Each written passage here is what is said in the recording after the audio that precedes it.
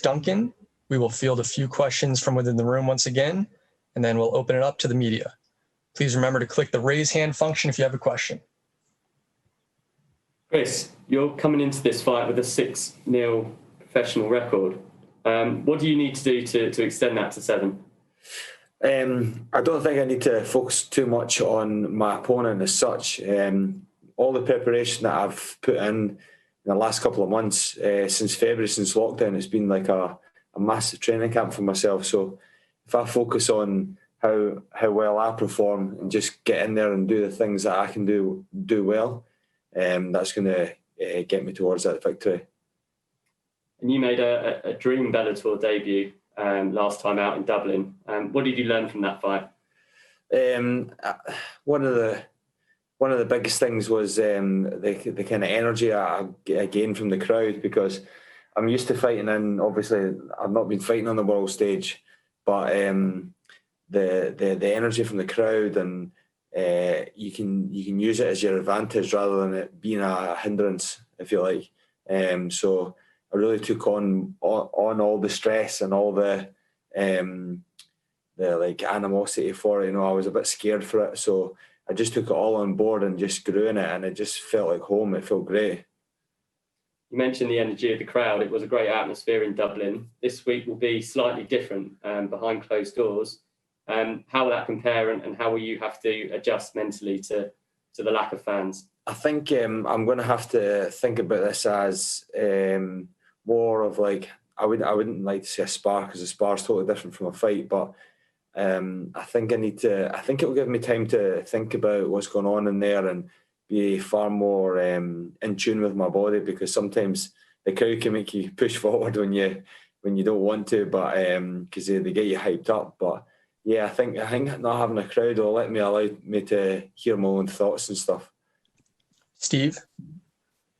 Thank you, Chris. And you're 6-0, as has been mentioned already, and you've got a fantastic finishing record. Every opponent has been a knockout or a submission. So are you expecting to have another performance at that level and finish quickly in this fight? 100%, yeah. I've got 15 minutes to finish this guy. I don't mind if I finish him in the first or the third. The preparation that I've put in and the dedication that I do put into this is I train like a fight, and if anybody's seen me fighting, they know I'm going to go in for the kill. Like I always remembered, you know, like going over to Dublin, you know, you get the crowd and stuff, and you're fighting a hometown guy. You don't want to go to the judges' scorecard. So I'm going to be throwing some heat with my hands. I'm going to be throwing some heat with my legs. So don't blink. Is that heat how you got the nickname The Problem? Were you a problem for your training partners that they couldn't deal with that heat?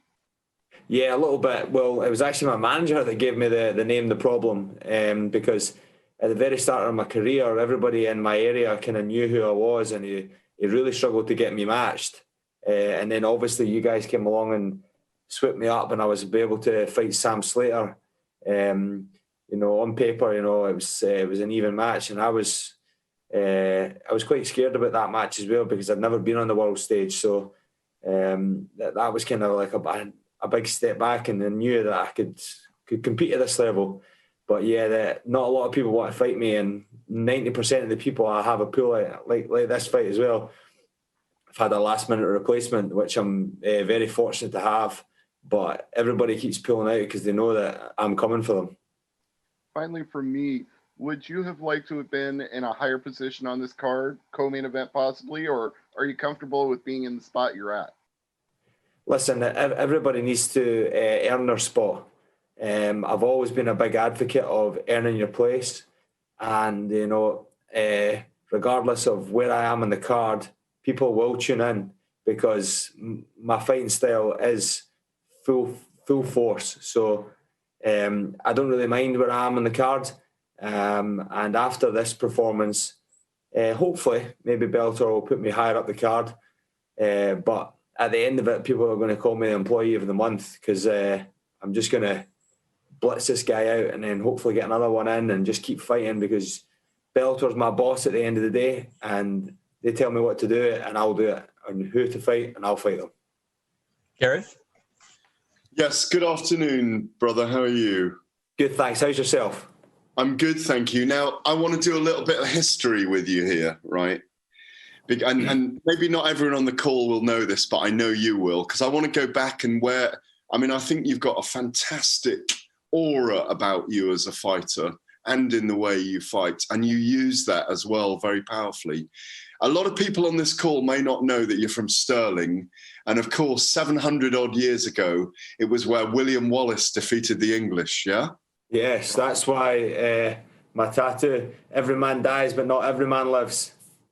I want to ask you, Chris, where you feel in yourself where your desire and ability to be like a gladiator, you think like a fighting athlete, and yet, you've got a gladiator's mindset. Where does it all come from in you? I think the gladiator mindset, or the kind of the mentality that I have, is bred into me.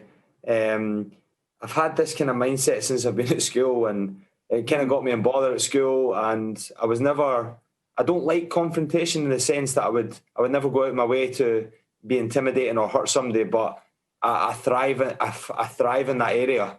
So if there's a spotlight on me and everybody's watching, I'm going to perform. And things like the passing of my mother and stuff like that really forced me to go and set out for my dreams and really push forward for these things. Did you know that you were excelling at other sports? Like rugby's a big sport in the area as well. There have been some great rugby players from the area. Did you ever take up rugby or play any rugby and have that kind of physical stuff as well? Yeah, I did. Yeah, I played rugby at a very young age. And to be totally honest, because I lived a little bit further away at that stage, it was a big drive for my grandparents to drive me to rugby. So I was only able to get there 2 times a week.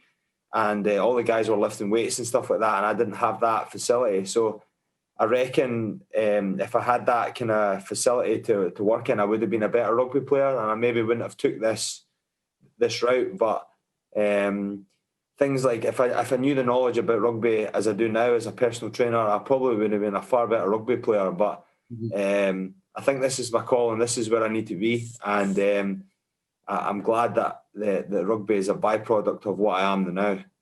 Do you feel kind of lucky as well, if you like, that you've come along at a time where Bellator is really looking to develop a European series and give people who are successful from this area opportunities in America? I know that you like the travel around the world. You ATT in America and obviously Thailand you travel to, I've read about.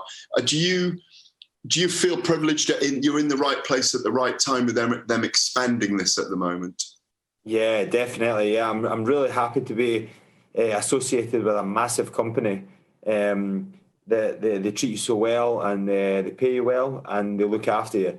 And I would say I was lucky that this has happened. I've done all the right things in the step up to it, so that obviously would provide me the platform. And me approaching my manager and stuff like that was a massive thing too. But yeah, I think this is where I need to be at the moment, and this is where I want to be right now. Final one from me. Thanks, guys, for keeping me on. Obviously, Patricio's the champion. Patricio Pitbull's the champion at the moment. Have you already envisaged yourself fighting someone like him, maybe in 6 fights' time or 7 fights' time? Have you already envisaged that, Chris? Yes, when I heard that Peter Queally had broken his hand in the training, I heard that his brother was left without an opponent or whatever. I'm sure that I would just have hopped in there and then. I'm just so fortunate that I believe in myself so much that I can then just jump in and fight anyone at any given time. All right, we'll take a few more questions here. Jake? Hi, Chris, mate. Jake Jones here. And I like to see you repping the Violent Money merchandise. I think they're doing fantastic things, man. They're doing great things. Indeed, mate. So mentioned a few times that if you win against Furtado, you're going to go 7-0. Now, his last fight was against Kiefer, who is one of the most marketable people in for Bellator and one of Bellator's biggest prospects. So with the win over Furtado, where do you see this putting you in the lightweight division? And well, you just mentioned there with a fight with Patricky. Is that something that you would kind of ask for? Yeah, well, it all depends on what my manager has planned for me too. The thing with the fighter mentality is you jump in and you do whatever you need to do to fight, and that's my job. So between my manager and my coaches, they'll come to a decision whether I fight somebody or not. It's kind of out of my hands, and I feel that's why I've got the best manager and I've got the best coaches in the world, because they have my best interests at heart. So all I need to do is turn up and sign the dotted line, and that's all I need to do. So did you take anything from Furtado's matchup with Keith? Is there anything you thought in the fight that you can expose? Oh, definitely, yeah. I don't feel Kiefer did very well in that fight, and I actually thought he lost that fight, but everybody's got their own opinion on fights. My forward pressure and the will to win is going to be overwhelming for Furtado. Luis? Hi, you have a 100% finish ratio as a pro. Do you feel some extra pressure for moving to 7-0 and keep the expectation? Not really, no. If I just go out there and do my thing, obviously everybody wants to not lose. It's a big thing for me losing, and I obviously don't want to lose ever again in my whole career. But how many people go through MMA without actually having a loss in their career? So one day the day might come, but not today, not tomorrow, and not on Thursday the 1st. I just need to concentrate on myself, push forward, and keep moving forward. All right. Thank you very much, Chris. Appreciate the time, and good luck the rest of the week. Thank you. Thanks for having me. Of course.